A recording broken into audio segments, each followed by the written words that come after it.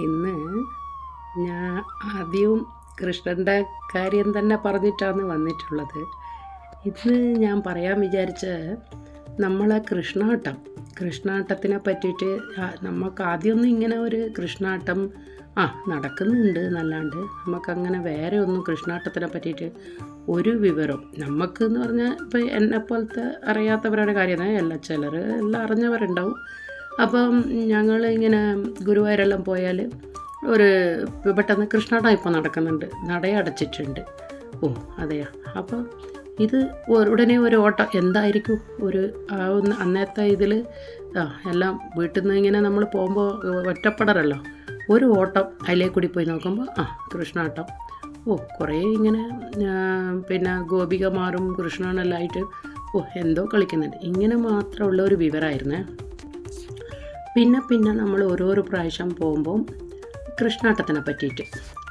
അപ്പോൾ ഈ കൃഷ്ണാട്ടത്തിനെ പറ്റിയിട്ട് നമ്മളിങ്ങനെ പറയാൻ വരാൻ കാരണം, ഇപ്പോൾ നമ്മളിങ്ങനെ ഒരിക്കൽ കൃഷ്ണാട്ടം കണ്ട് അങ്ങ് വരുമല്ലേ വേണ്ടു, ഇതിലെന്നാ ഇത്ര വലിയ കാര്യം എന്നൊക്കെ എല്ലാവരും വിചാരിക്കുമായിരിക്കും. അതിൽ ഞാൻ പറയാൻ വരുന്നത്, ഇപ്പോൾ നമ്മളൊരു കൃഷ്ണാട്ടം കാണാൻ പോയി. അപ്പോൾ എല്ലാവരും ചോദിക്കും മിണ്ടാണ്ട് കണ്ടാൽ പോയി. അപ്പോൾ അടുത്തുള്ള ഒരു അമ്മ ഇതേപോലെ, അപ്പോൾ ഇടുന്ന ഇങ്ങനെ അമ്മ വരുന്നതെന്ന് പറഞ്ഞാൽ എൻ്റെ ഒരു സ്വഭാവത്തിൽ ഒരു വയസ്സായവരോട് ഒരു അടുപ്പം അധികമെന്ന് തോന്നുന്നുണ്ട് എനിക്ക്.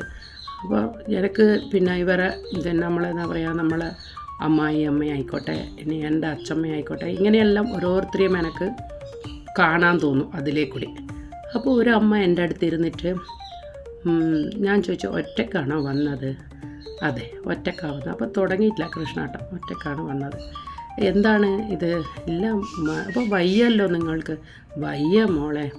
ആയാൽ എനിക്കൊരു ഇവനുമായിട്ട്, അതായത് കൃഷ്ണൻ അങ്ങനെയാണ് പറയുന്നത്, എനിക്കൊരു കാര്യം അവന് തീർത്ത് കൊടുക്കാനുണ്ട് എന്ന്. അപ്പം ഞാൻ വിട്ടില്ല. അമ്മേ, എന്താണ് നിങ്ങളുടെ വിഷയം? അത് ഞാനൊരു പിന്നെ കൃഷ്ണാട്ടത്തിൽ ഒരു ഇത് അറിഞ്ഞപ്പോൾ ഞാൻ ചെയ്തു പോയതാ മോളെ. അപ്പോൾ കാളിയമർദ്ദനം കൃഷ്ണാട്ടത്തിൽ.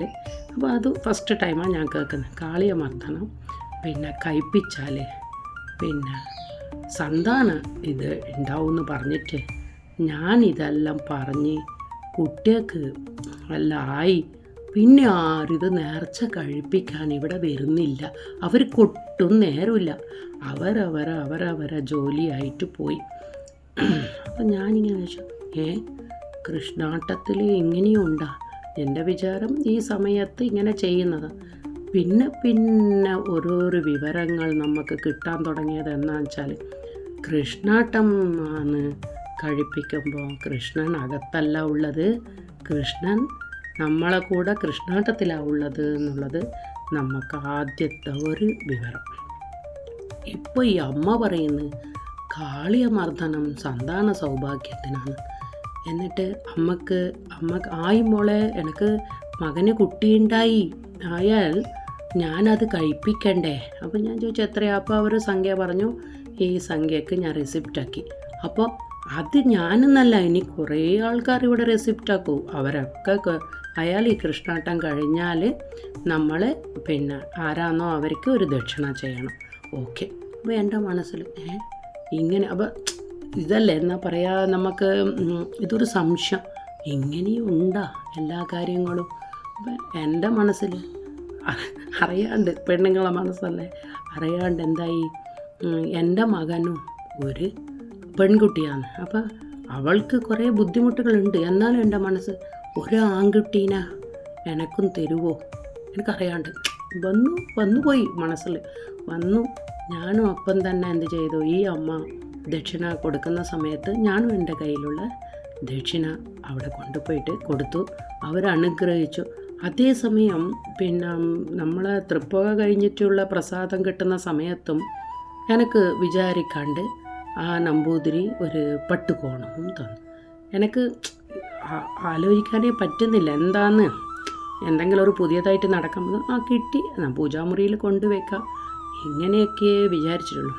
അതെല്ലാം കഴിഞ്ഞ് മനസ്സിൽ എല്ലാം കഴിഞ്ഞ് ഇവിടെ വന്ന് വീട്ടിൽ ഞാൻ പട്ടുകോണത്തിന് ഭഗവാന്റെ ഇവിടെ വെച്ചു.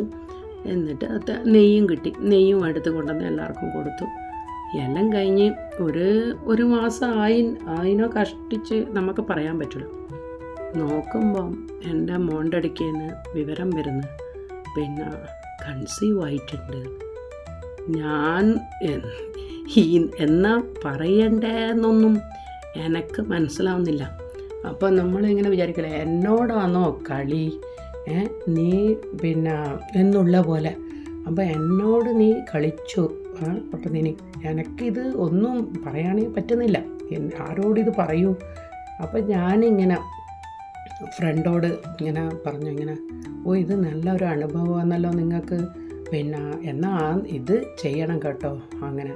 അപ്പോൾ ഇനി ചെയ്യാൻ പോവാനിരിക്കുന്നത്രേ, എന്നാലും ഈ വിഷയം പറയണ്ടേ. എന്താ പറയുക, കാളിയമർദ്ദനം കഴിപ്പിക്കുമ്പോൾ ഇത്ര വലിയ സന്താനം ഇത് എന്ന് പറയുമ്പോൾ മനസ്സിൽ വിചാരിക്കുമ്പം തന്നെ തന്നിരിക്കുന്നുണ്ടല്ലോ, അങ്ങനെയെന്ന് മനസ്സിൽ വിചാരിച്ചു. പിന്നെ ഈ വയസ്സായ കൂട്ടരോട് കൊടുക്കുന്ന ഒരു ഇതെന്ന് പറഞ്ഞാൽ അമ്മ തന്നെയാണ് എല്ലാത്തിൻ്റെയും കാരണക്കാരൻ. എന്താ വെച്ചാൽ അവർ ഈ സന്ധ്യയ്ക്ക് ഇങ്ങനെ നാമം ജപിക്കുകയും എല്ലാം ചെയ്യുന്ന കൂട്ടത്തിൽ എപ്പോഴും പറയുന്ന ഒരു വാക്കുണ്ട്, സത്യം എന്താണെന്ന് വെച്ചാൽ ആദിത്യ ഭഗവാന്റെ കടാക്ഷം കൊണ്ട് ആയുസ്സും ആരോഗ്യവും ഉണ്ടാക്കി തരണേന്ന്. അപ്പോൾ ഇത് അന്ന് നമുക്കിത് വന്ന സമയങ്ങളിൽ ഇതിൻ്റെ സത്യം എന്താണെന്നുള്ളത് നമുക്കറിയില്ല. ശരിക്കും ആദിത്യ ഭഗവാൻ തന്നെയല്ലേ ഇവിടെ മൊത്തമായിട്ട് തെളിഞ്ഞു നിൽക്കുന്നത്. അപ്പം പിന്നെ ഇപ്പം അമ്മായിയമ്മയായാലും നമുക്ക് കാണാൻ തോന്നുന്നത്, പിന്നെ ഇവരാണോ നമ്മൾ ആദ്യത്തെ ഗുരു, അല്ല എൻ്റെ അച്ചമ്മയാണോ ആദ്യത്തെ ഗുരു?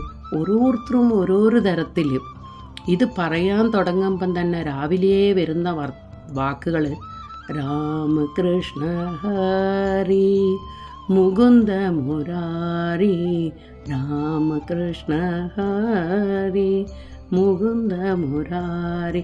അങ്ങനെ ചില ദിവസം ഉണ്ടാവും നമുക്ക് ഇതോ പറയണ്ടേ, അല്ല മുരുകണിയോ പറയണ്ടേ. ഇങ്ങനെ രാമകൃഷ്ണ ഹരി എന്ന് പറയുമ്പം തന്നെ നമുക്ക് അതിനെ പറ്റിയിട്ട് പറയണമെങ്കിൽ ഒരുപാട് കാര്യങ്ങൾ ഇങ്ങനെ കുറേ അതിനെ പറ്റിയിട്ട് അത് ശരിക്കൊരു യാത്രാ വിവരണം പോലെ പറയേണ്ടതാണ്. പണ്ഡരിപുരവുമായിട്ട് ബന്ധപ്പെട്ട് ഒരു നാടേ, പിന്നെ എന്നാ പറയുക, എപ്പെങ്കിലും പോയി അമ്പലത്തിൽ തൊഴുന്നതല്ല, എപ്പം നോക്കിയാലും ഭജനയും ചെയ്തുകൊണ്ടേ ജീവിക്കുന്ന ഒരു കഥയാണത്. അത് നമുക്ക് പിന്നെ ഒരിക്കൽ ഇതിൻ്റെ ഇതായിട്ട് ഇനിയിപ്പോൾ ഇതെല്ലാം ചെയ്യാൻ ഞങ്ങൾക്കും ഗുരുവായൂരൊക്കെ പോകാനുണ്ട്. അപ്പം എല്ലാവർക്കും ഈ ഇത് കാണുന്ന ഓരോരുത്തർക്കും കാളിയമർദ്ദനം, കൃഷ്ണാട്ടത്തിലെ കൊടി, നിങ്ങൾക്ക് ഓരോരുത്തർക്കും എന്ത് ബുദ്ധിമുട്ടുണ്ടെങ്കിലും സന്താന സൗഭാഗ്യങ്ങൾക്ക് വിഷമിക്കുന്നവർക്ക് ഓരോരുത്തർക്കും ഭഗവാൻ അനുഗ്രഹം ചെയ്യട്ടെ എന്ന് പ്രാർത്ഥിച്ചുകൊണ്ട്, കൃഷ്ണ ഗുരുവായൂരപ്പ എല്ലാവരെയും കാത്തുകൊള്ളണേ ഭഗവാനേ.